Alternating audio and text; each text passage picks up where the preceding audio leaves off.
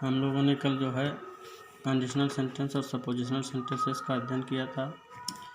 आज रूल 6 के अंतर्गत हम लोग आगे के वाक्यों को पढ़ेंगे, कैसे हम शुद्ध करते हैं।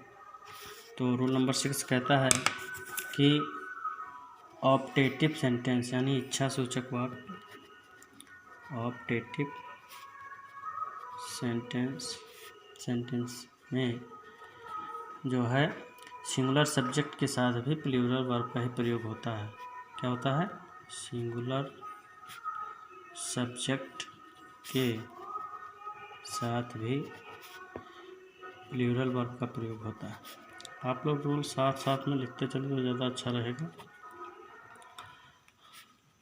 होता है जैसे लॉन्ग लिव आवर फ्रेंडशिप मतलब इच्छा जाहिर कर रहा है करता कि हमारी दोस्ती ज़्यादा दिन तक चले। अब देखिए यहाँ पे लिव प्लूरल वर्ब का प्रयोग हुआ है, ठीक है। इसी प्रकार से जो सब्जेक्ट कौन सा है? सिंगुलर है, ठीक है, सिंगुलर सब्जेक्ट है। और सिंगुलर सब्जेक्ट के होते हुए भी प्लूरल वर्ब का प्रयोग हुआ है, अर्थात इच्छा सूचक वाक्य में हम लोग जो है प्लूरल वर्ब का प्रयोग करते हैं। ठीक इसी प्रकार से जैसे हम कहें कि गॉड सेव द किंग।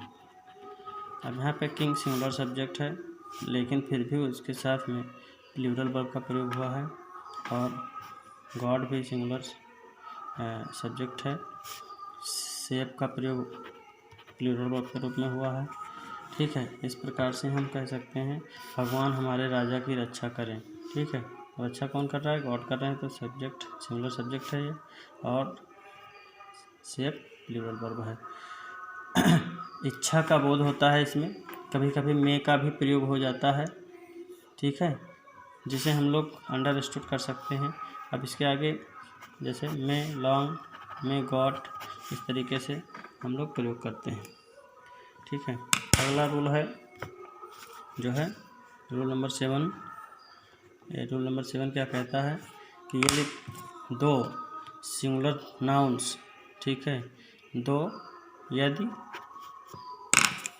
यदि दो सिंगुलर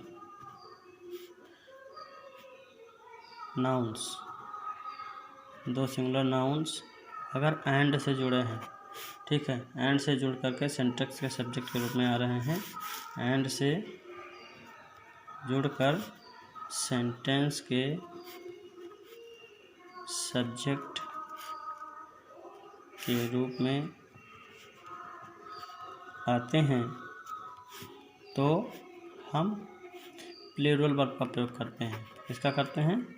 प्लूरल वर्ब का प्रयोग करते हैं, ठीक है। जैसे मान लीजिए राम एंड श्याम, ठीक है, Ram and Shyam have played well, ठीक, राम और श्याम अच्छा खेले हैं, ठीक है। इस प्रकार से राम और श्याम, अब चूँकि अगर राम अकेले आता तो हैज का प्रयोग करते, लेकिन राम और श्याम दोनों सिंगुलर सब्जेक्ट हैं, ठीक है, लेकिन एंड से जुड़े हुए हैं, इसलिए ये प्लूरल हो जाते हैं। इसलिए हम इनके साथ में प्लूरल वर्ब का प्रयोग करते हैं।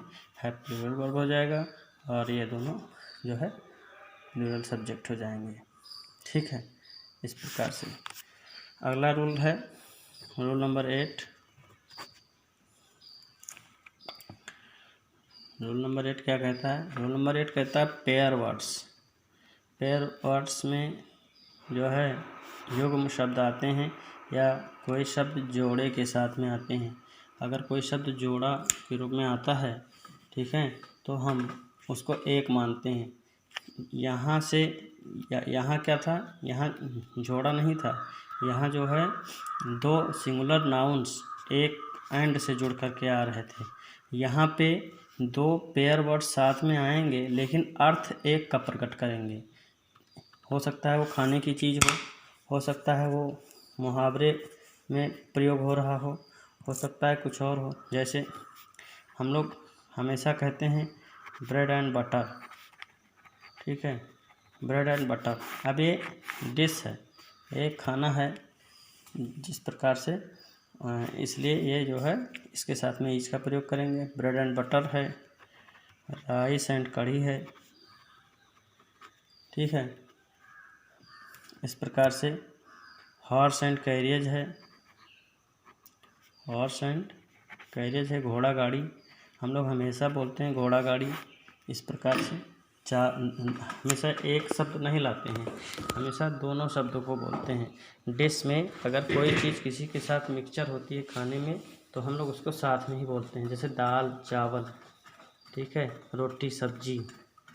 इस प्रकार से तो वो जो है पेयर वर्ड्स हो जाते हैं, इसलिए उनके साथ में हम लोग सिंगुलर वर्ब का प्रयोग करते हैं। ऐसे अगर कोई भी जो है पेयर वर्ड्स आते हैं तो हम लोग उसके साथ में सिंगुलर वर्ब का प्रयोग करते हैं, ठीक है।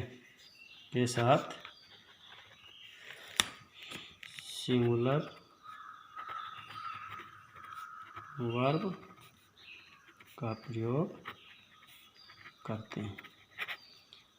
आप कह सकते हैं एग्जाम्पल के रूप में कि bread and butter is my favourite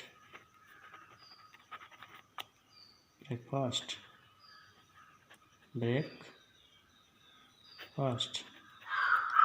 इस प्रकार से आप कह सकते हैं राइस एंड करी इज माई फेवरेट डिश, ठीक है, बना सकते हैं।